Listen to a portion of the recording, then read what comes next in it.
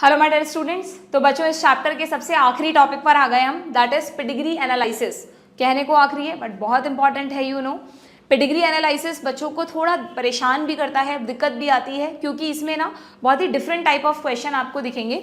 या तो आपको एक इस तरह का डायग्राम पेडिग्री एनालिसिस में दे दिया जाता है और आपसे कहा जाता है कि भाई पहचानो कि ये कैसी पेडिग्री है, ये एक ऑटोसोमल डोमिनेंट पेडिग्री है या रेसेसिव पेडिग्री है, रेसेसिव में भी एक्स लिंक्ड है या ऑटोसोमल है ना। या फिर कई बार आपसे इनके जीनोटाइप भी पूछ लिए जाते हैं कि अगर आपको समझ आ जाए कि ये कौन से टाइप की पेडिग्री है तो बताओ इनमें से किसका जीनोटाइप क्या रहा होगा। तो ये दो तरह के क्वेश्चंस बच्चों पेडिग्री पर आपको नॉर्मली मिलेंगे। अब ये क्वेश्चंस कैसे करने हैं उसको सीखने का पहले एक बेस है। अगर आपको बेसिक इंफॉर्मेशन जेनेटिक डिसऑर्डर्स की है तो आपको ये क्वेश्चंस बहुत ही लॉजिकली सॉल्व हो जाएंगे आप लोगों से, जो कि हम ऑलरेडी जेनेटिक डिसऑर्डर्स के बारे में पढ़ चुके हैं। एक बार दोबारा से ब्रीफ दे देती हूँ।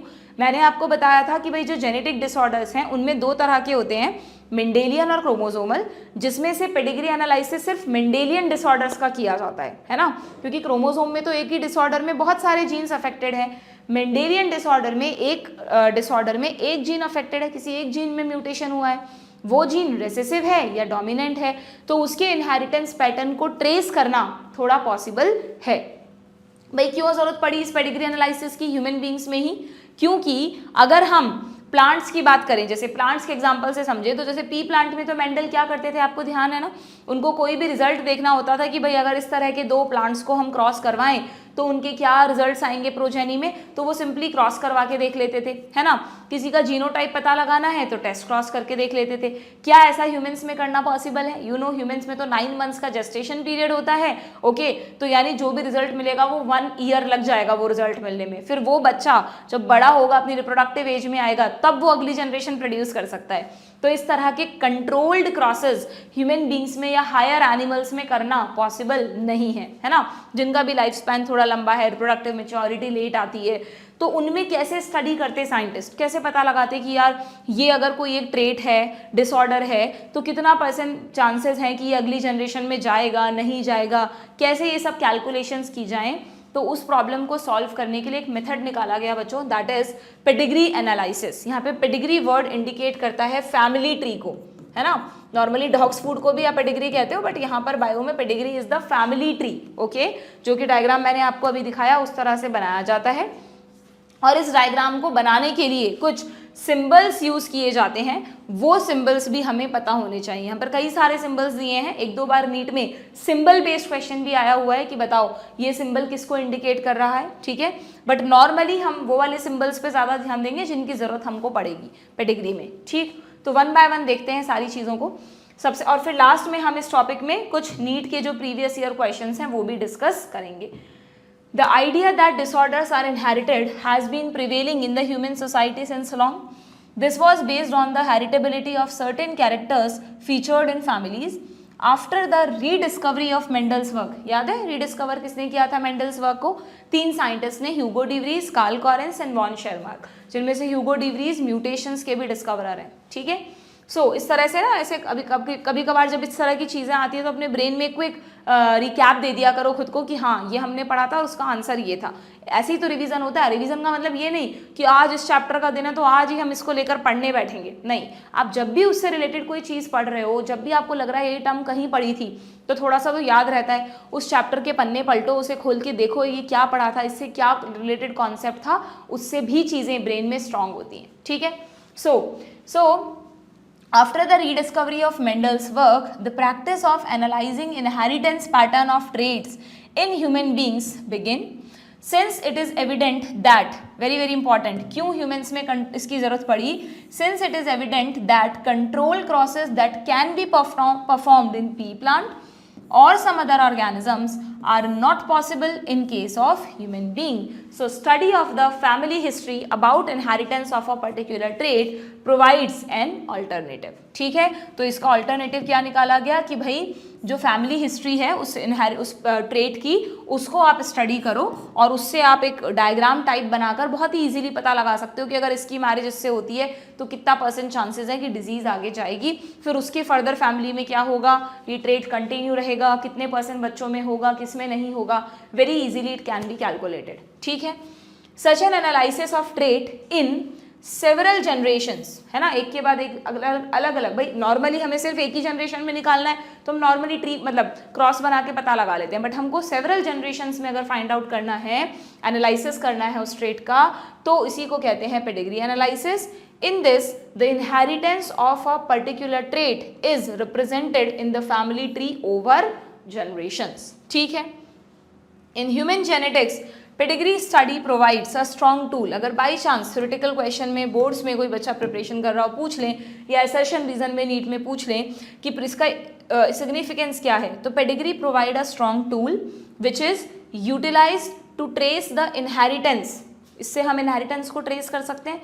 किसका इनहेरिटेंस ट्रेस कर सकते हैं? ज़रूरी नहीं है हमेशा डिसऑर्डर का ही करें, किसी भी स्पेसिफिक ट्रेट का, किसी एबनॉर्मैलिटी और डिजीज़ का। कोई एक पर्टिकुलर ट्रेट को हम स्टडी करना चाहते हैं वो भी कर सकते हैं, या किसी एबनॉर्मैलिटी या डिजीज़ का भी।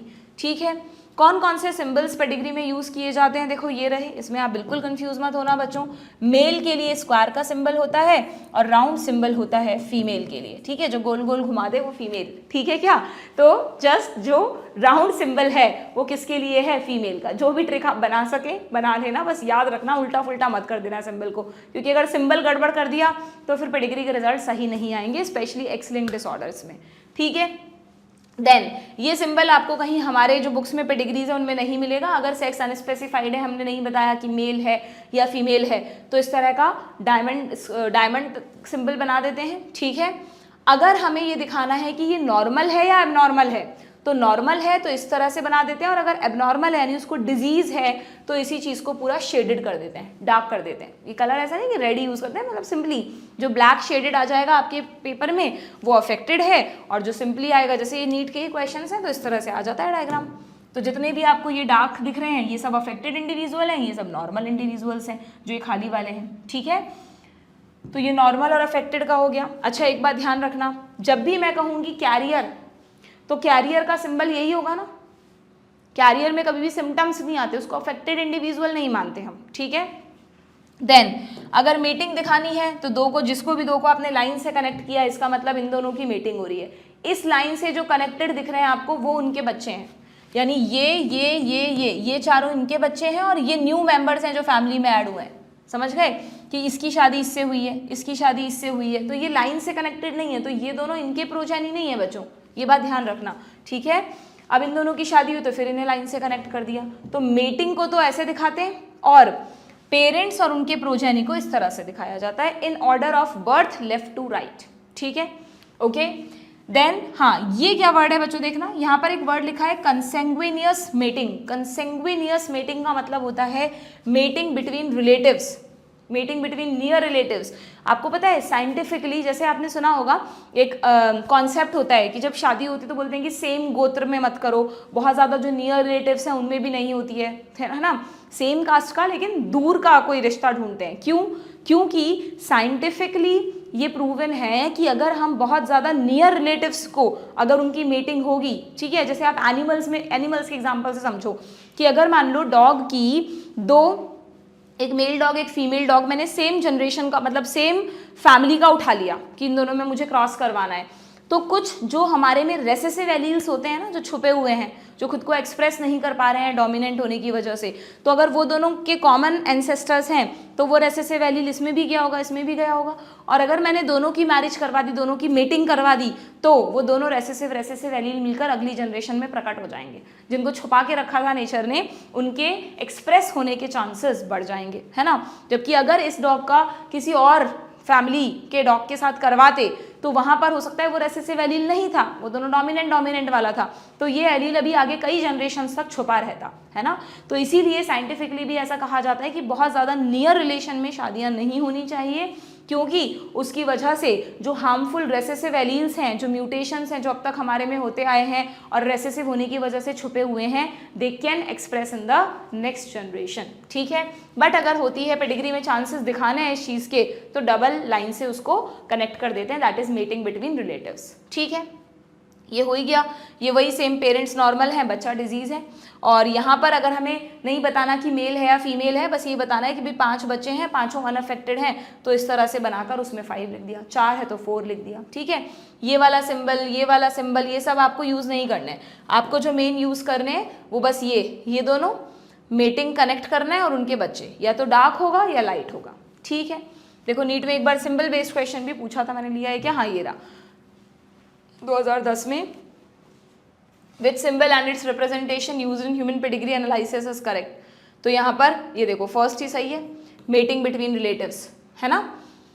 ये अनअफेक्टेड मेल कह रहे हैं, गोल गोल मेल है क्या, नहीं, इसको फीमेल कह रहे हैं, नहीं, है ना। एक नज़र में गड़बड़ मत कर देना कि हाँ अनअफेक्टेड ही तो हैं, पर मेल स्क्वायर फीमेल राउंड, गोल फीमेल, ठीक है।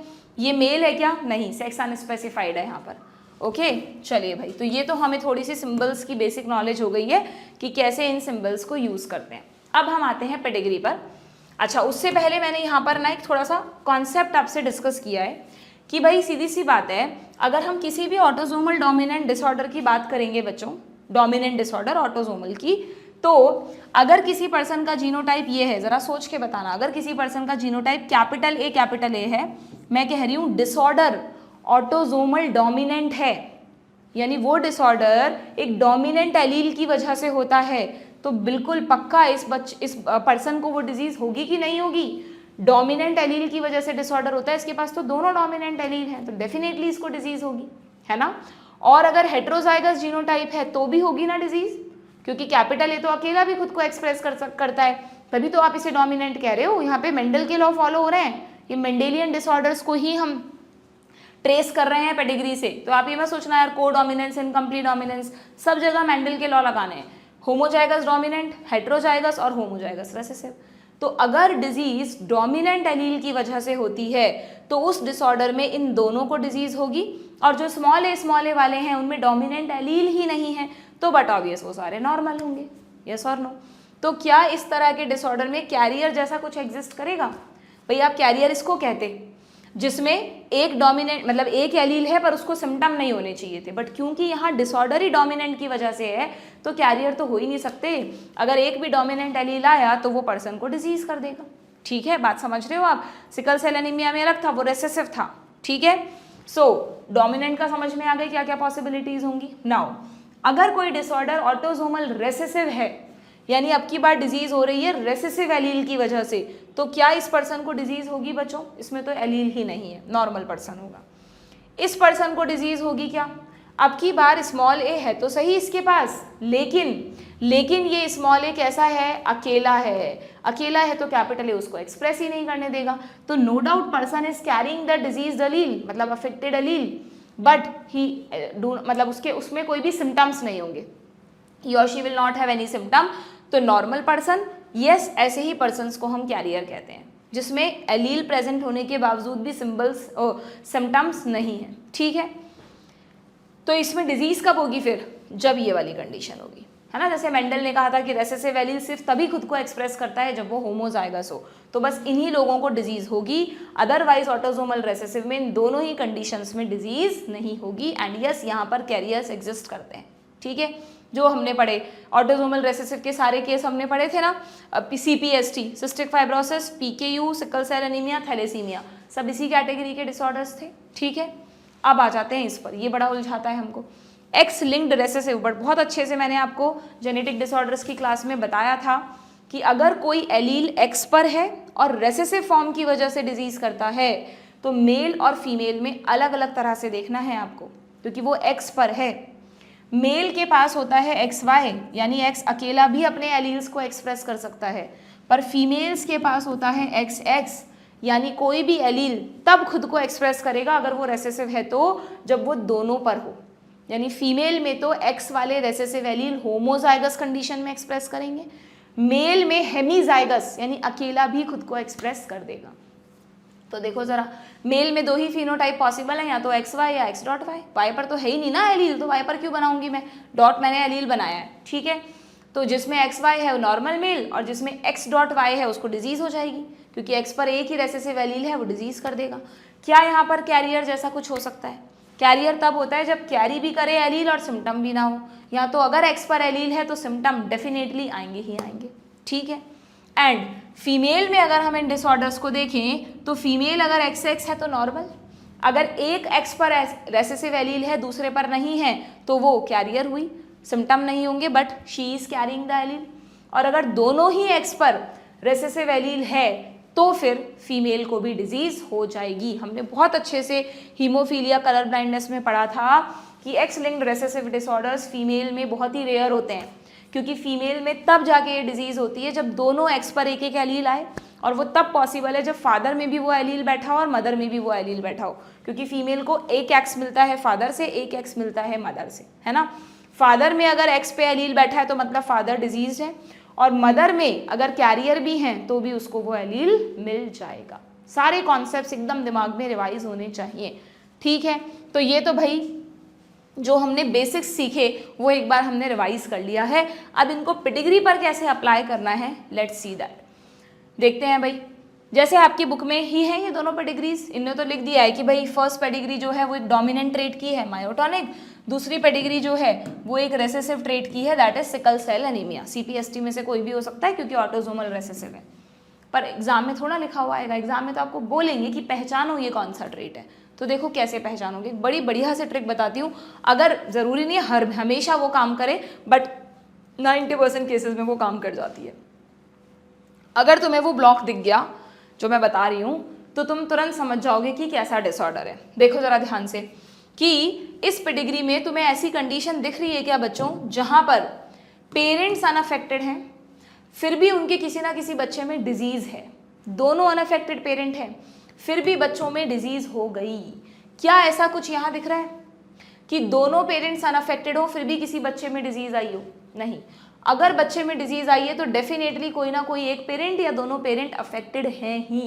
दोबारा बोलती हूँ, अगर तुम्हें ऐसा ब्लॉक दिख रहा है जहाँ पर दो अनअफेक्टेड पेरेंट से एक अफेक्टेड प्रोजेनी बॉर्न हो रहा है, क्या कहा मैंने कि अनअफेक्टेड पेरेंट्स, दोनों पेरेंट्स अनअफेक्टेड हैं, बोथ अनअफेक्टेड पेरेंट्स, उनमें कोई डिजीज के सिम्टम नहीं है, स्टिल अफेक्टेड प्रोजेनी बॉर्न हो रही है उनके। जरूरी नहीं है सारी, any of the unaffected progeny दिख रही है तुमको तो इसका मतलब समझ जाना वो रेसेसिव डिसऑर्डर है।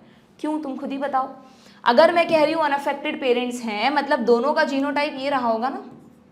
रेसेसिव भी तो कैरियर्स होते हैं, यस और नो, दोनों कैरियर रहे होंगे, और जब इधर से स्मॉल ए और स्मॉल ए मिलेगा तभी तो बच्चे में वो डिजीज होगी।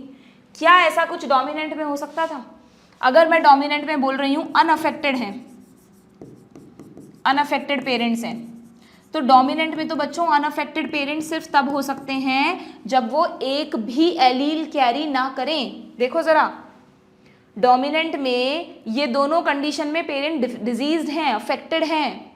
अगर एक भी डोमिनेंट एलील आ गया तो पर्सन को डिजीज होगी कि नहीं होगी? We are talking about dominant disorders.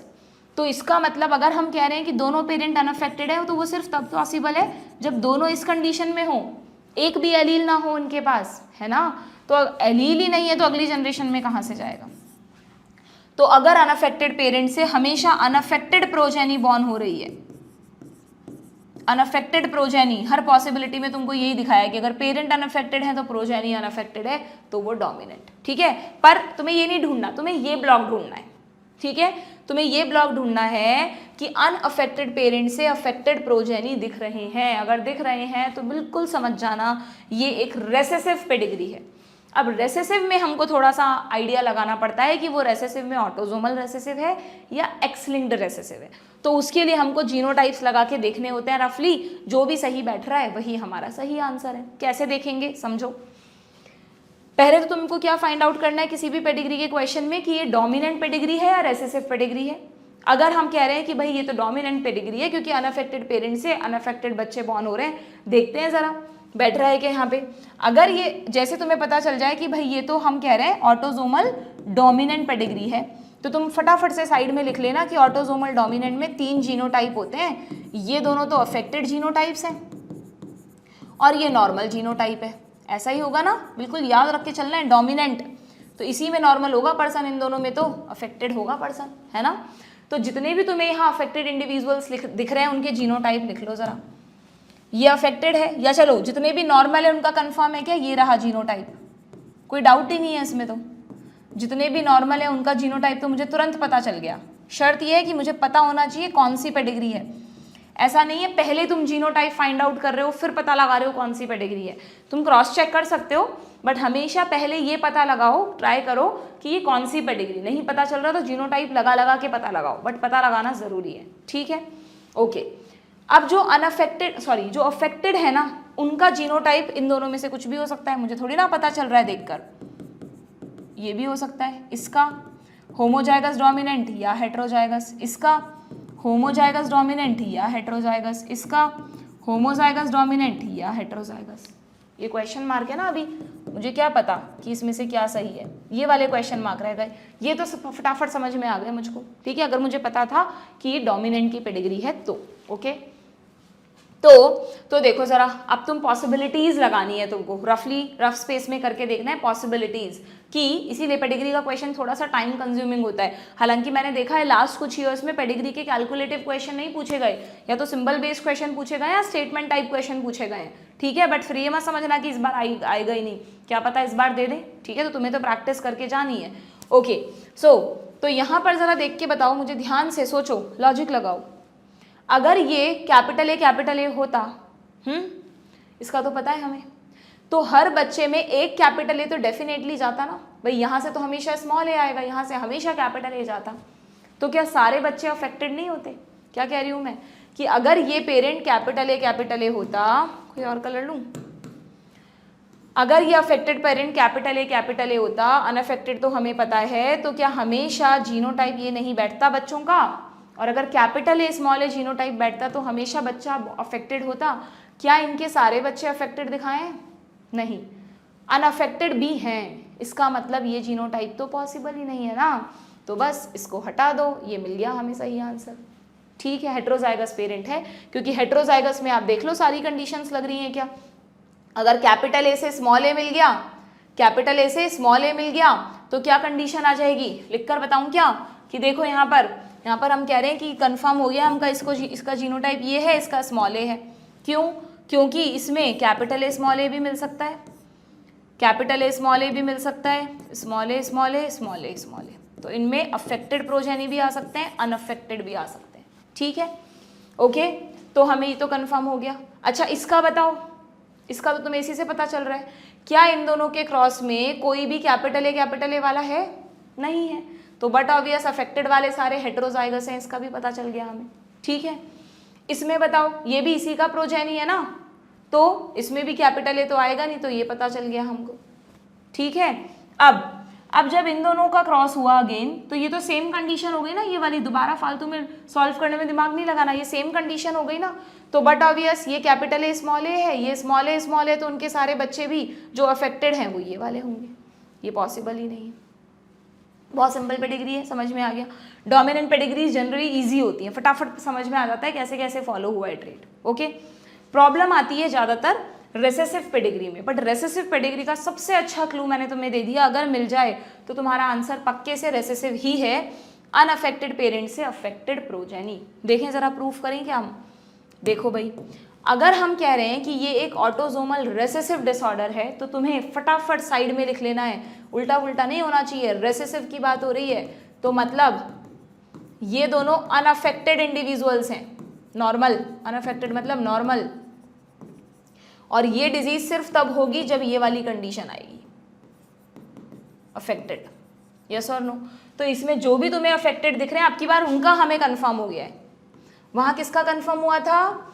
जो भी अनअफेक्टेड थे, नॉर्मल। यहाँ किसका कंफर्म हुआ है? जो भी डिजीज है, अफेक्टेड है। बाकियों का पता लगाना है हमको, तो बाकी में अगेन सारी पॉसिबिलिटीज लिखनी पड़ेगी हमें। अभी तुम सीख रहे हो ना, इसलिए मैं सारी लिख रही हूँ, बाद में तुम खुद ही सीख जाओगे कि आधी पॉसिबिलिटी कैसे रूल आउट करते हैं, ठीक है। इनका मुझे नहीं पता भाई कि ये होमोजाइगस डोमिनेंट हैं या हेटेरोजाइगस हैं, देखें जरा, पता लगा सकते हैं क्या? अगेन लॉजिक्स लगाने शुरू करो। अगर ये दोनों डोमिनेंट होते, ए और ए कैपिटल वाले, तो इनकी फैमिली पेडिग्री में रेसेसिव एलील ही नहीं है, आगे कभी डिजीज़ ही नहीं आती, तो इसका मतलब दोनों तो डोमिनेंट नहीं हो सकते, नहीं हो सकते ना। चलो एक डोमिनेंट एक हेट्रोजाइगस होता, तो देखो ज़रा, अगर मैं कह रही हूँ कि एक तो होता हेट्रोजाइगस और एक होता होमोजाइगस, तो ज़रा देखना, तो भी किसी बच्चे को डिजीज़ हो सकती थी क्या? स्मॉल ए आता क्या कभी? तो भी कभी नहीं आता। तो इसका मतलब एक होमोजाइगस दूसरा हेट्रोजाइगस वाला कॉम्बिनेशन भी पॉसिबल नहीं है, दोनों होमोजाइगस वाला कॉम्बिनेशन भी पॉसिबल नहीं है पेरेंट्स में, और एक हेट्रोजाइगस होमोजाइगस वाइस वर्सा कैसे भी लिख लो। सिर्फ और सिर्फ डिजीज तब ही आगे जा सकती है, हम सीख चुके हैं रेसेसिव डिसऑर्डर्स में, जब दोनों पेरेंट्स कैरियर हों, स्मॉल ए मिल जाए तो बच्चों को डिजीज हो भी सकती है, कैपिटल ए या कैपिटल ए स्मॉल ए मिल गया तो डिजीज नहीं भी होगी। तो यस, इस कंडीशन में डिजीज हो भी सकती है, नहीं भी, जो हमें दिख रही है। इनके कुछ बच्चे तो अफेक्टेड हैं, कुछ अनअफेक्टेड हैं। ओके, तो नाउ वी हैव कंफर्म्ड कि भाई इसका भी हेट्रोजाइगस जीनोटाइप है, इसका भी हेट्रोजाइगस। ऐसे पॉसिबिलिटीज लगानी है, बट ये पॉसिबिलिटीज के पीछे का जो बेसिक है ना वो नहीं सीखते बच्चे, इसलिए आपको समझ ही नहीं आता कहाँ क्या पॉसिबिलिटी लगानी है। अगर ये बेसिक क्लियर है कि भैया पेडिग्री पहचानो, पेडिग्री पहचान के पॉसिबल जीनोटाइप्स लिखो, पॉसिबल जीनोटाइप्स में तुरंत जो आपको कंफर्म है वो दे दो, जो कंफर्म नहीं है उसमें पॉसिबिलिटी लगाओ, तो ये क्वेश्चंस बहुत ही आसान हो जाएंगे। ठीक है, तो अब हम कह रहे हैं कि भाई जब ये दोनों का क्रॉस होगा तो देखना जरा क्या क्या रिजल्ट्स आएंगे बच्चों। अगर इन दोनों का क्रॉस होगा तो कैपिटल ए आ सकता है, कैपिटल ए स्मॉल ए भी आ सकता है, और ये भी आ सकता है, यानी होमोजाइगस डोमिनेंट, हेट्रोजाइगस और होमोजाइगस रेसेसिव, सारे पॉसिबल जीनोटाइप्स बच्चों में पॉसिबल हैं। यहाँ ऐसा नहीं था ना, यहाँ तो या तो हेट्रोजाइगस थे या होमोजाइगस रेसेसिव थे, तो हमने तुरंत कंक्लूड कर लिया था, पर यहाँ ऐसा नहीं हुआ। तो अब मुझे इन दोनों को अगर कंफर्म करना है कि ये नॉर्मल बच्चा ये वाला है या ये वाला, तो मैं इसको आगे कंफर्म ही नहीं कर सकती। क्यों? क्योंकि अगर मुझे इसकी अगली जनरेशन पता होती तो ही मैं बता सकती हूँ। तो इस तरह की चीज़ें या तो तुमसे पूछी नहीं जाएंगी, अगर पूछते हैं तो वो दोनों पॉसिबिलिटी लिखेंगे, या हो सकता है दोनों में से कोई एक ही लिखेंगे, दूसरी होगी ही नहीं पॉसिबिलिटी। ठीक है, बट जनरली मैंने देखा है इस तरह की पॉसिबिलिटीज़ पे आते ही नहीं क्वेश्चन, जहाँ आप फाइंड आउट ही नहीं कर सकते, कंक्लूड ही नहीं कर सकते हम, जब तक हमें इसकी अगली जनरेशन नहीं पता हो। ठीक है, तो भाई ठीक है, यहाँ पर यस, यहाँ कर सकती हूँ मैं, क्योंकि यहाँ इन दोनों की, इस बच्चे की कर सकती हूँ कि इसकी मैरिज दिखाई है। अगेन वही कंडीशन आ गई क्या, दोनों अनअफेक्टेड से अफेक्टेड प्रोजेनी, तो कंफर्म हो गया, बोथ आर हेट्रोजाइगस, जिससे ये बच्चा बना। इनका अगेन मैं कंफर्म नहीं कर सकती, क्योंकि इसका पार्टनर और इसका पार्टनर और उनके प्रोजेनी दिखाते तो ही मैं बता सकती थी, है ना। तो ये भी हम क्वेश्चन मार्क लगा देंगे, वी कांट कंफर्म। समझ रहे हो ना मेरी बात, कि जब इस तरह की कंडीशन हो जिसमें दोनों पॉसिबल हैं प्रोजेनी में और उनकी अगली प्रोजेनी नहीं दिखाई है, तो हम कंक्लूड नहीं कर सकते। ठीक है, बस समझना कि हमारे मार्क्स कट जाएंगे क्या मैम, नहीं कर सकते। बाई चांस जो बोर्ड की तैयारी कर रहे हैं उसमें आ जाए, इसको नंबर दे दें 9 की, बताओ इस 9th का जीनोटाइप क्या है, तो तुम्हें यही लिख कर आना है, it can be either homozygous dominant और हेट्रोजाइगस। ठीक है, देन इसका भी नहीं कर सकते भाई हम, क्योंकि इसकी भी अगली जनरेशन नहीं दिखाई, है ना। तो जिन जिन का हमने कंफर्म किया वो कैसे किया, एक तो जो डिजीज थे उनका पता है हमको, और जिनकी अगली जनरेशन बताई है उनका भी हमें पता चल गया। तो this is the conclusion of autosomal recessive pedigree. ठीक है, समझ गए। ऐसा नहीं है मैंने पढ़ा दिया और तुमने समझ लिया, ओके बोल दिया, समझ आ गया। करने पड़ेंगे बच्चों, तुम्हें प्रैक्टिस करनी पड़ेगी इन क्वेश्चंस की, गलतियां होंगी, पूछोगे डाउट्स, तब जाके क्लियर होंगी चीज़ें। ठीक है, देन तुम्हारी बुक में क्योंकि सिर्फ ऑटोसोमल डोमिनेंट और रेसेसिव की ही पेडिग्री है, सेक्स लिंक की थी नहीं, तो फिर मैंने यहाँ पर एक ले ली है। ठीक है, देखें ज़रा इसमें कैसे हम पता लगा रहे हैं। अगर हम सेक्स लिंक पेडिग्रीज में थोड़ा जीनोटाइप लिखकर, पूरा लिखकर लगाने में टाइम कंज्यूमिंग होता है, तो तुम सीधा थोड़ा दिमाग भी लगा सकते हो अपना, क्योंकि मैंने तुम्हें कहा ना कि सेक्स लिंक पेडिग्री में 2 मेल में और 3 फीमेल में पॉसिबल जीनोटाइप्स हैं, तो तुम पूरा लिख के मत देखना, सीधा यहीं पर देख लेना। देखो ये क्या है, राउंड गोल वाली फीमेल, अफेक्टेड फीमेल है बच्चों, तो वो सिर्फ तभी पॉसिबल है जब ये कंडीशन हो। मेल नॉर्मल है, सिर्फ इसी कंडीशन में पॉसिबल है। ठीक है, अगर इन दोनों की मैरिज होती है तो ये ट्रेट आगे कैसे जाएगा, देखना 1 2 3 4, ये 4 पॉसिबिलिटीज यहाँ पर दिखाई हैं, जिसमें अनअफेक्टेड फीमेल दिखाई है सारी और अफेक्टेड मेल दिखाए हैं सारे। ओके, ये कब पॉसिबल है देखना, अगर ये दोनों क्रॉस होते हैं तो जरा यहाँ पर ड्रॉ करके देख लो, इसका इससे क्रॉस करवाना है तो क्या क्या पॉसिबल जीनोटाइप है, X.X, X dot Y, but obvious दिख रहा है हमको, एक्स डॉट एक्स और एक्स डॉट वाई। भाई सीधी सी बात है ना, अगर फीमेल को डिजीज है, दोनों ही एक्स पर एलील है, तो सन को तो हमेशा एक्स क्रोमोसोम मदर से ही मिलता है ना, तो सन में तो डेफिनेटली एक्स डॉट आएगा। तो 100% सन अफेक्टेड होंगे, 100%। ऐसे केस में मैंने तुम्हें एक बार बताया था क्रिस क्रॉस इनहेरिटेंस कैसे देखते हैं यहाँ पर, इस वाले केस में सबसे अच्छा दिखता है कि जहाँ पर मेल को डिसऑर्डर ना हो, फीमेल को हो, जो कि एक्स लिंक्ड रिसेसिव में बहुत रेयर कंडीशन है, बट अगर है तो उस फीमेल से female normal, female affected, diseased female की मैरिज हो नॉर्मल मेल से, तो उस कंडीशन में आपको कभी भी सन में वो डिसऑर्डर, डॉटर में वो डिसऑर्डर नहीं मिलेगा, सन में 100% मिलेगा। डॉटर में क्यों नहीं मिलेगा? क्योंकि डॉटर को एक एक्स फादर से मिल रहा है, फादर नॉर्मल है। हाँ, अगर फादर को भी डिजीज होती फिर तो डेफिनेटली आगे जाता, फिर तो सारे बच्चों को ही डिजीज होती, फादर भी डिजीज, मदर भी डिजीज, हर एक्स पर एलील बैठा है तो सब में आ जाएगा वो, ठीक है। तो इसमें हमें जीनोटाइप पता चल गया क्या, जो अफेक्टेड सन है उनके जीनोटाइप हैं एक्स डॉट वाई, और जो अफेक्टेड फीमेल्स हैं वो सब कैरियर्स तो हैं बच्चों, एक्स डॉट एक्स और एक्स डॉट एक्स, क्योंकि एक एक्स तो उन्हें अपनी मदर से ही मिला है, तो डेफिनेटली डॉट मिला है ना। अब ये कह रहा है कि इसकी मैरिज एक नॉर्मल मेल से हुई। अगेन नॉर्मल मेल का तो पता लगाना बहुत आसान है, एक्स वाई। तो ये रिजल्ट आएंगे क्या, देखो ज़रा इनमें। अब यहाँ पे डिजीज में दोनों पॉसिबिलिटी आ गई क्या, दोनों पॉसिबिलिटी। देखो नॉर्मल फादर अगर हैं तो कभी भी डिजीज्ड डॉटर बॉर्न नहीं हो सकती, क्योंकि डॉटर को एक्स लिंक्ड डिजीज तब होती है जब दोनों पर एक्स आए, यानी एक एक्स डेफिनेटली फादर से आए, फादर में एक एक्स है मतलब फादर डिजीज है। तो एक हमने क्या कंक्लूड किया यहाँ पे, एक बात ये भी कंक्लूड की क्या कि अगर नॉर्मल फादर है तो नेवर अफेक्टेड डॉटर, मदर कुछ भी हो उस केस में वो हमें नहीं देख रहे अभी हम, पर अगर फादर नॉर्मल है तो कभी भी आपको अफेक्टेड डॉटर नहीं मिलेगी, कैरियर मिल सकती है या क्या नॉर्मल भी मिल सकती है ना। और एक बात हमने क्या नोट की यहाँ पर कि अगर अफेक्टेड मदर है ना, तो सन में वो डिजीज या तो 100% जाएगी। मान लो मदर में एक्स डॉट होता तो एक एक्स डॉट वाई 50% सन में तो वो डिजीज जाती ही ना। तो मतलब अगर मदर कैरियर है या अफेक्टेड है तो सन में डिजीज जाएगी 100% और 50%, ठीक है। या तुम इस चीज़ को ऐसे लिख लो कि अगर अफेक्टेड मदर है तो 100% सन में तो जाएगी ही जाएगी। अगर फादर भी एबनॉर्मल होते तो डॉटर में भी किसी एक में डिजीज आ जाती, सब में आ जाती, बट अगर मदर अफेक्टेड है तो 100% सन में वो डिजीज जाएगी ही जाएगी। सही है ना ये बात। ये दो फैक्ट हमने कंक्लूड किए कि यहाँ से, तो क्योंकि मदर से ये डिजीज सन में जाती है इसलिए इसको क्रिस क्रॉस इनहेरिटेंस बोल सकते हैं, ठीक है। उसमें थोड़ा आगे का भी देखना पड़ता है बट इतनी डिटेल में मैं तुम्हें नहीं ले जा रही हूँ, ओके।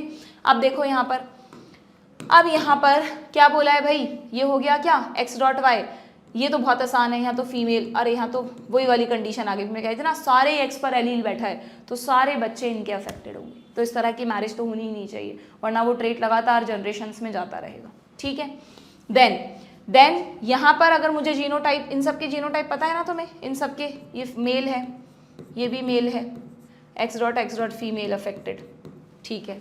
इनके क्या होंगे, किसका करवाना है, इन दोनों का क्रॉस, तो एक्स ये अफेक्टेड है, एक्स डॉट वाई आ सकता है, बिल्कुल आ सकता है, ये एक्स डॉट एक्स भी आ सकता है, एक्स एक्स भी आ सकता है, तो हमें नहीं पता तो हम कंक्लूड कर भी नहीं सकते। अगर हमें अगली जनरेशन पता होती तो ही हम कंक्लूड कर सकते थे।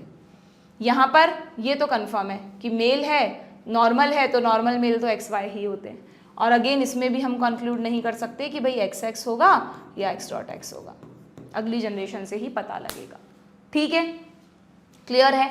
बस इस तरह से पॉसिबिलिटीज लगा के हमें रूल आउट करना होता है कि इस पेडिग्री पर जो हमने कंक्लूड किया वो सही जीनोटाइप बैठ रहे हैं या नहीं, ठीक है। तो this is the example of x linked recessive pedigree. क्योंकि हमारे कोर्स में एक्स लिंक्ड रेसेसिव ही हैं तो जनरली हमसे एक्स लिंक्ड रेसेसिव ही पूछा जाता है, ओके। होते सारे हैं Y linked, X linked dominant, but वो हमें नहीं करने बच्चों, ठीक है, क्लियर। अब हम देख लेते हैं एक दो questions. In the following human pedigree the field symbol represent the affected individual, identify करना है तुम्हें, करो। दूं टाइम, करोगे खुद से? करो भाई, ट्राई करो, फिर मैं बताती हूँ उसका आंसर क्या होगा, कैसे करेंगे। फटाफट से ट्राई करके बताओ मुझे। मिला कुछ? कोई ब्लॉक ढूंढा तुमने? सबसे पहले तुमने क्या किया, सीधा पॉसिबल जीनोटाइप लगा लगा के ऑटोसोमल डोमिनेंट के, ऑटोसोमल रिसेसिव के, सेक्स लिंक्ड रिसेसिव के सबके देख लिए होंगे। ऐसे सबके नहीं देखने, पहली नज़र में वो ब्लॉक ढूंढना है, वो गोल्डन ब्लॉक। अगर वो मिल गया तो हो गया हमारा आधा केस वहीं सॉल्व। है क्या ऐसा कोई ब्लॉक जहां अनअफेक्टेड पेरेंट से अफेक्टेड प्रोजेनी बॉर्न हो रहे हैं? अनअफेक्टेड पेरेंट से अफेक्टेड प्रोजेनी बॉर्न हो रहे हैं। तो अगर हमें किसी भी ब्लॉक में, मैंने कहा ना, ये मिल जाए अनअफेक्टेड पेरेंट्स से अफेक्टेड प्रोजेनी, तो समझ जाना ये एक रेसेसिव पेडिग्री है। कैसी पेडिग्री है? ये एक रेसेसिव पेडिग्री है। देखें ऑप्शंस में 2 जगह रेसेसिव दिया है, तो 2 ऑप्शन तो हट गए ना एटलीस्ट हमारे।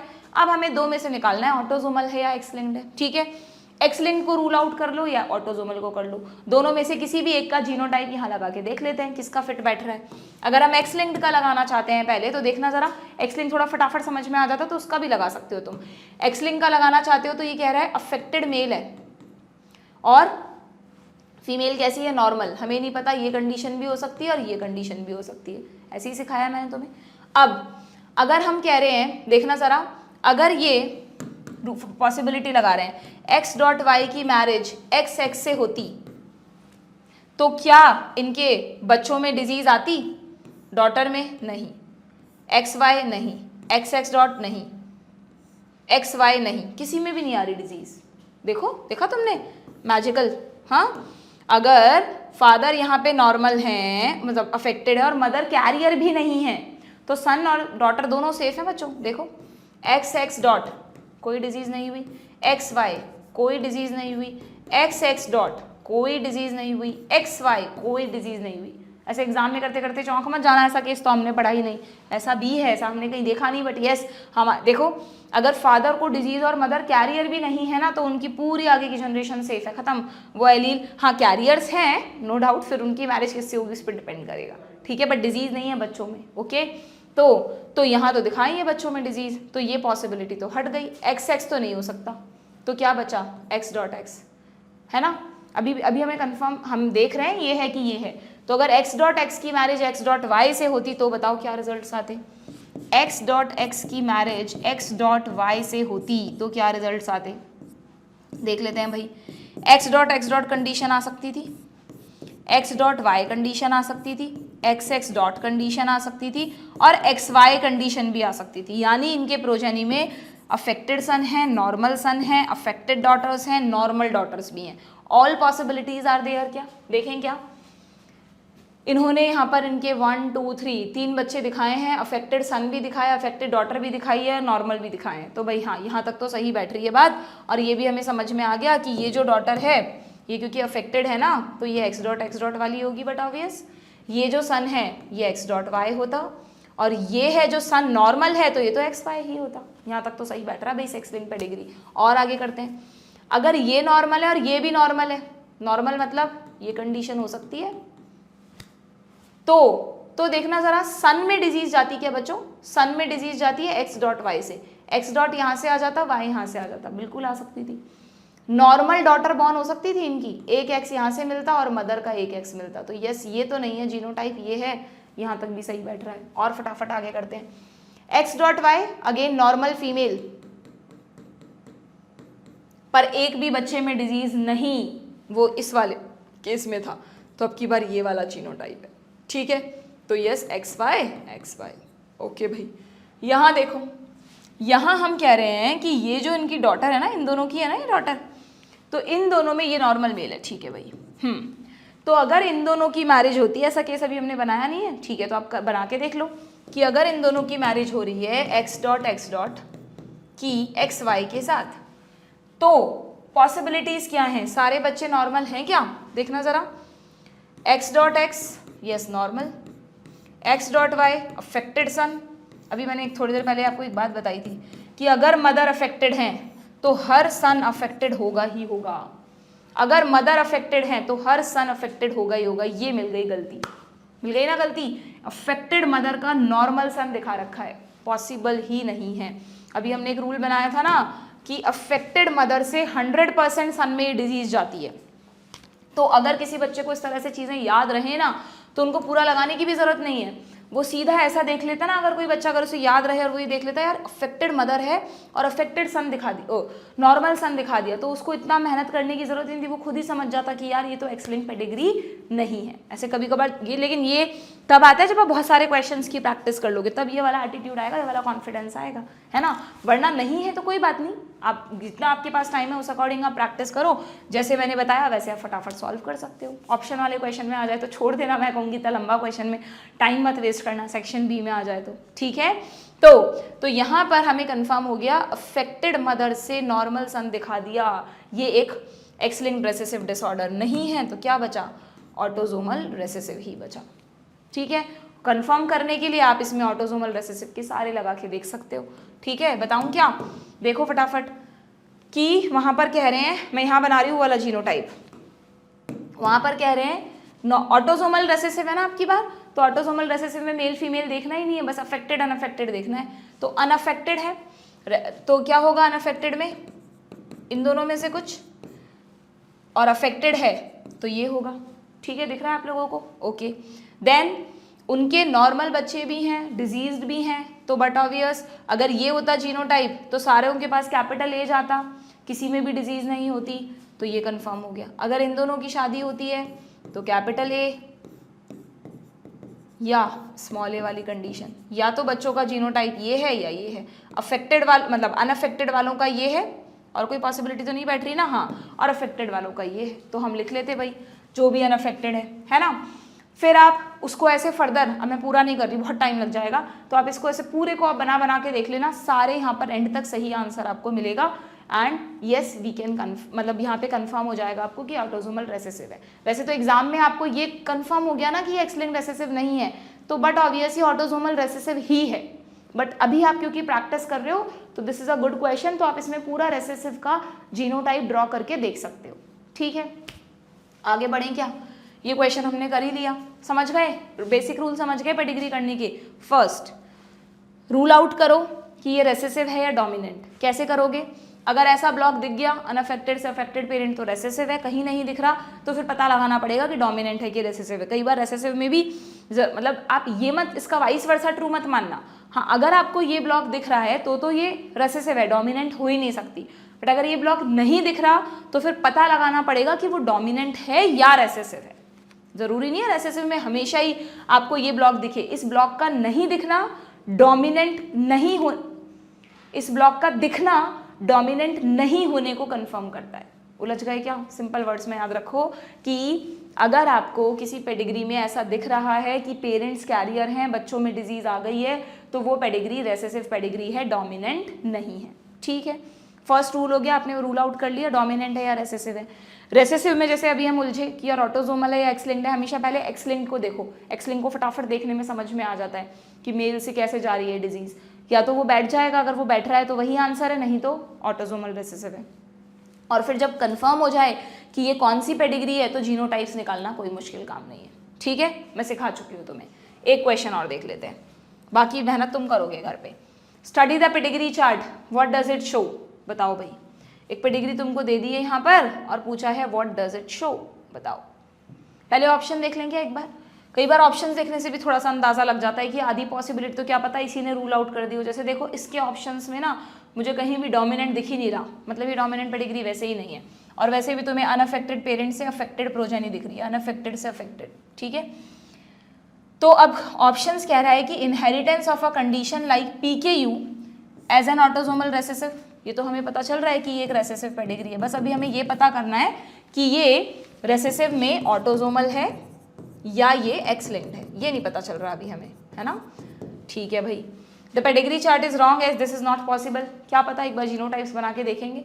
Inheritance of a recessive sex linked disease like haemophilia, हाँ तो ये हमें पता लगाना है कि एक्स-लिंक्ड है क्या, हीमोफीलिया एक्स-लिंक्ड ही होता है, HC। Inheritance of a sex-linked inborn error of metabolism like PKU, तो स्टेटमेंट ही गलत है बच्चों, सेक्स-लिंक्ड बोल दिया PKU को, इनबॉर्न एरर ऑफ मेटाबॉलिज्म तो है PKU बट सेक्स-लिंक्ड तो नहीं है ना, तो ये तो वैसे ही हट गया। ठीक है, अब फटाफट हम देखते हैं ऑटोसोमल वो लगा लें पहले एक्स लिंक्ड, चलो एक्स लिंक्ड अगर लगाएं तो मतलब बताओ कैसे आता जीनोटाइप, यही लगा देते हैं। नॉर्मल मेल, नॉर्मल फीमेल, आगे डिजीज जा रही है बच्चों में, तो ये तो पॉसिबल ही नहीं है जीनोटाइप, दोनों ही नॉर्मल होते तो आगे डिजीज ही कहाँ से आती, तो ये कंफर्म हो गया हमें। अब इन दोनों की करा दो मैरिज, एक्स वाई का कॉम्बिनेशन एक्स एक्स डॉट से बना लो, क्या क्या आएगा देखना ज़रा, X X, X X dot, X Y, X dot Y. क्या किसी डॉटर में डिजीज हो सकती है? नेवर, नॉर्मल डॉटर्स होंगी। सन नॉर्मल भी हो सकता है, अफेक्टेड भी हो सकता है। देखें बच्चों में क्या रिजल्ट्स दिख रहे हैं, ये इससे कनेक्टेड है, यस इसी का है, ये भी इसी का है, दोनों अफेक्टेड दिखाए हैं, सन भी और डॉटर भी। हमारा रिजल्ट कहता है कि अगर इस तरह के जीनोटाइप की शादी है तो अफेक्टेड डॉटर बॉर्न ही नहीं हो सकती, तो कंफर्म हो गया क्या कि ये एक्स लिंक्ड पेडिग्री नहीं है, तो यानी ये वाला ऑप्शन आपका वैसे ही हट गया। इसलिए कह रही हूँ पहले एक्स लिंक करना, एक्स लिंक फटाफट समझ में आ जाता है। तो बचा क्या, रेसेसिव। अब क्योंकि दो ऑप्शन है, क्या पता pedigree chart is not possible, तो आपको रेसेसिव पूरा लगा के देखना है ना। तो अगर मैं यहाँ पर रेसेसिव का लगाऊं, जीनोटाइप बैठ रहा है क्या, तो देखो ज़रा यहीं पे लगा लें, यहीं पे लगा लेते हैं। चलो ये देखो, अगर दोनों नॉर्मल हैं तो अब तो सीख गए होंगे तुम हेट्रोजाइगस रेसेसिव कैरियर्स हैं दोनों। इन दोनों की मैरिज होती है तो जो अफेक्टेड इंडिविजुअल्स हैं वो स्मॉल ए, क्योंकि we are talking about recessive pedigree, और जो अनअफेक्टेड हैं वो कैपिटल ए भी हो सकता है या कैपिटल ए स्मॉल ए भी हो सकता है। ये इनका बच्चा नहीं है, ठीक है ना, ये तो अलग नया मेंबर है फैमिली में। इसका तो मैं कंफर्म ही नहीं कर सकती क्योंकि अगली जनरेशन नहीं बताई, इसकी भी नहीं बताई, ठीक है भाई। इन दोनों की अगर मैरिज होती है तो वही सेम हेट्रोजाइगस, तो ये भी कैरियर ये भी कैरियर, तो यस यहाँ पे स्मॉल ए भी आ सकते हैं और नॉर्मल इंडिविजुअल्स भी आ सकते हैं, बिल्कुल ठीक है। ऑटोसोमल रेसेसिव में पेडिग्री फिट बैठ रही है, ऑप्शन है। सीख गए या नहीं सीखे?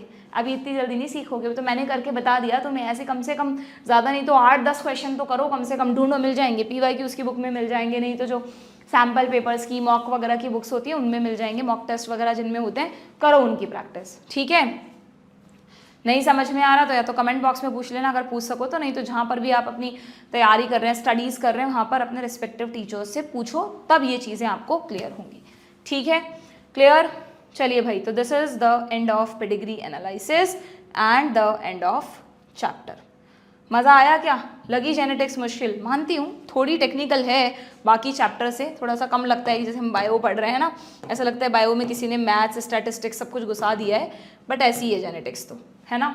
हमने 1 बाय 1 एक एक चीज़ें पढ़ी है। अगर साथ साथ में जिस बच्चे ने क्वेश्चन प्रैक्टिस की होगी, थ्योरी पढ़ने से जेनेटिक्स नहीं आएगी, आपको क्वेश्चन प्रैक्टिस ही करनी पड़ेगी, तो आपको जेनेटिक्स आसान लगने लगेगी। और जब तक नीट का एग्जाम नहीं हो जाता तब तक करो इस क्वेश्चन प्रैक्टिस को, हर 15 दिन में, जब पूरी हो जाएगी जेनेटिक्स उसके बाद भी हर 15 दिन में, 10 दिन में इसको रिवाइज करने का मतलब ये नहीं है जेनेटिक्स को उठाए नोट्स और पढ़ लिए, क्वेश्चन करो जेनेटिक्स में, सिर्फ क्वेश्चन करो, क्वेश्चन के थ्रू रिवीजन करो, ठीक है।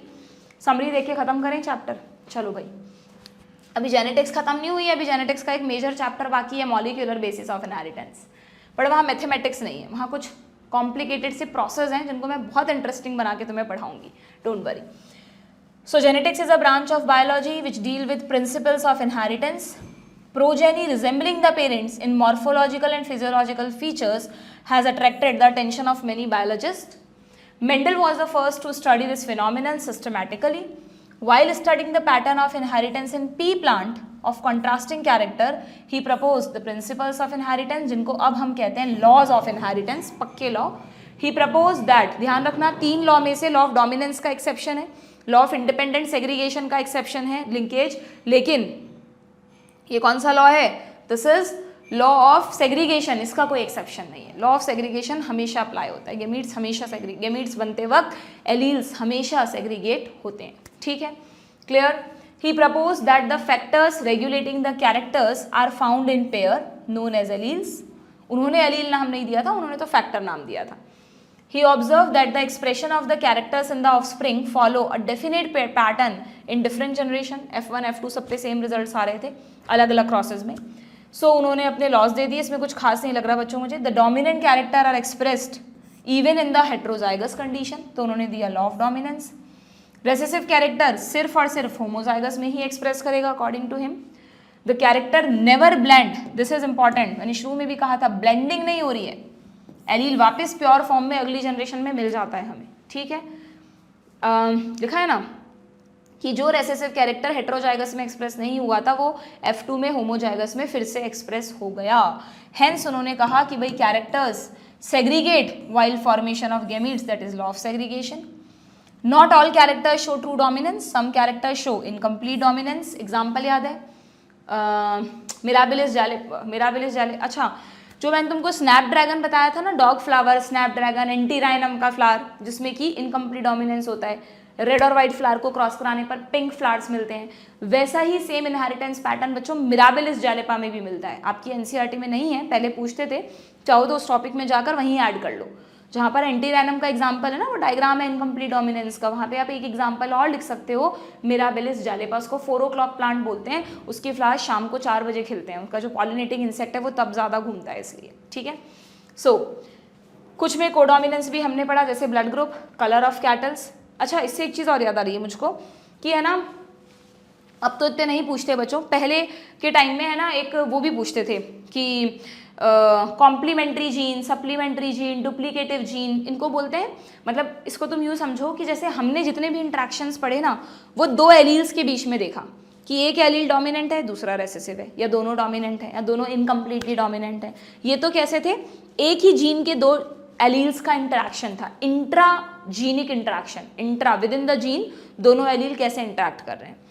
कुछ ऐसे भी इनहेरिटेंस पैटर्न होते हैं जहाँ एक कैरेक्टर के लिए 2 या 3 जीन हैं, अलग अलग जगह हैं, और वो सब मिलकर डिसाइड करेंगे कि फाइनल कलर क्या आएगा या फाइनल शेप क्या आएगा, तो उसको बोलते हैं intergenic interactions.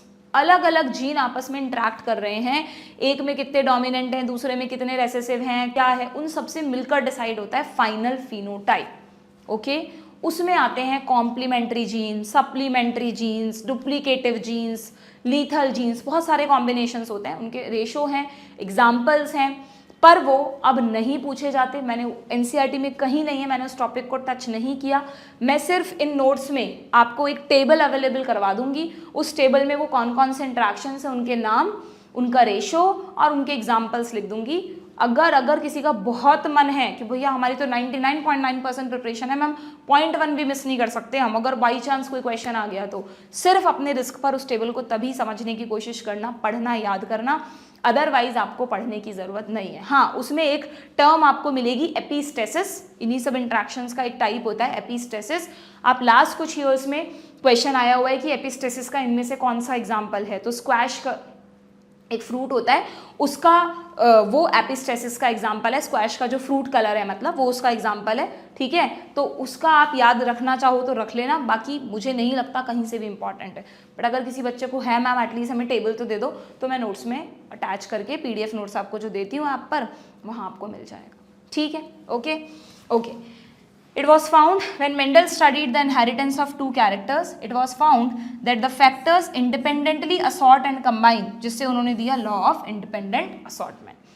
Different combinations of gamete are theoretically represented. अच्छा, इसमें पुनेट स्क्वायर बता दिया, उसको कोई पढ़ने की जरूरत नहीं है, ठीक है। फिर बाद में the factor on chromosome regulating the character, उनसे बनता है जीनोटाइप, और उसका जो फिजिकल एक्सप्रेशन है उसको आप कहते हो phenotype. After knowing that the genes are located on the chromosome, a good correlation was drawn between Mendel's law, segregation and assortment of chromosome during meiosis, and the Mendel's law were extended in the form of chromosomal theory of inheritance. किसने दी थी? Sutton and बॉबेरी ने 1902 में। Proof किसने की थी? Morgan ने, ठीक है। Later it was found that Mendel's law of independent assortment does not hold true, does not, इसका एक्सेप्शन है, hold true for the genes that were located on same chromosome close to each other, जिनको आप कहते हो linked genes, उनके लिए ये theory, आप ये वाला लॉ नहीं एप्लीकेबल था। क्लोजली लोकेटेड जीन्स हैं तो क्रॉसिंग ओवर बहुत कम होगी, डिस्टेंटली लोकेटेड जीन्स हैं तो क्रॉसिंग ओवर होगी, रिकॉम्बिनेशंस भी आएंगे, ठीक है। इसी से उनके स्टूडेंट स्टर्टीवेंट ने लिंकेज मैप्स बनाए थे, ठीक है, that is the arrangement of gene on a chromosome, और जीन मैपिंग की थी, ठीक। Many genes were linked to sexes also and are called sex linked genes, ये कॉन्सेप्ट भी मॉर्गन ने ही बताया था, The male and female were found to have a set of chromosome which were common and another set which was different. अच्छा, इसमें वो sex determination की बात की है, हेनकिंग ने एक्स क्रोमोसोम, स्टीवंस ने वाई और उस सबसे रिलेटेड, इसमें कुछ भी दोबारा पढ़ने जैसा नहीं है, जाने दो इसे. Then mutation is defined as a change in the genetic material. A point mutation, very important, खूब क्वेश्चन आता है इस पे. A point mutation is a change यानी substitution of a single base pair, यहाँ लिख लेना substitution. सिकल सेल एनीमिया इसका क्लासिकल एग्जाम्पल है, डू रिमेंबर, ठीक है, जिसमें कि हमने पढ़ा एक जीन में एक बेस चेंज हो गया था for beta chain of haemoglobin. Inheritable mutations can be studied by studying the pedigree of a family. Some mutations involve changes in whole set of chromosome, then it is called polyploidy. और change in a subset of chromosome, किसी एक chromosome का gain या loss हो रहा है तो aneuploidy. देखो नया वर्ड है, सब सेट ऑफ क्रोमोसोम, सेट में चेंज हो रहा है तो पॉलीप्लॉइडी, सब सेट में चेंज हो रहा है तो aneuploidy. This helped in understanding the mutational basis of genetic disorders. Down syndrome is due to trisomy of 21st chromosome, जब एक्स्ट्रा कॉपी आ गई थी इसकी. Consequently the total number of chromosome become 47. Turner's में क्या हुआ था, जो लास्ट में पढ़ा था हमने, एक एक्स मिसिंग था तो 45 ही रह गए थे फीमेल में, है ना. और क्लाइनफेल्टर्स की लंबी स्पेलिंग है लंबा, उसमें जीनोटाइप भी लंबा, पर्सन भी लंबा, है ना. XXY हो गया था, एक एडिशनल क्रोमोसोम था, जिनको कि कैरियोटाइप्स के थ्रू इजीली एनालिसिस किया जा सकता है. जब कैरियोटाइप को देखेंगे तो क्लियरली उसमें ट्राइसोमी मोनोसोमी नजर आ जाती है, जैसे हमने डाउन सिंड्रोम का कैरियोटाइप देखा था. ये जो आपकी बुक में डायग्राम है, ये डायग्राम कैरियोटाइप है बच्चों, इस पर लिख लेना, नहीं लिखा हो तो. This is the karyotype of down syndrome, ठीक है. तो भाई यहाँ पर आपका चैप्टर हो गया है ख़त्म. जितना मैं अपने एफर्ट्स लगा सकती थी क्वेश्चंस लेकर कम टाइम में चैप्टर कंप्लीट कराने का, वो मैं आई ट्राइड माय बेस्ट. अब तुम इस चैप्टर को अच्छे से पढ़ लो, समझ लो, क्वेश्चन प्रैक्टिस कर लो. कमेंट बॉक्स में कोई भी अटको कहीं तो मुझसे पूछ लो. नेक्स्ट क्लास में will start with the next chapter of genetics, molecular basis of inheritance. Okay, good bye.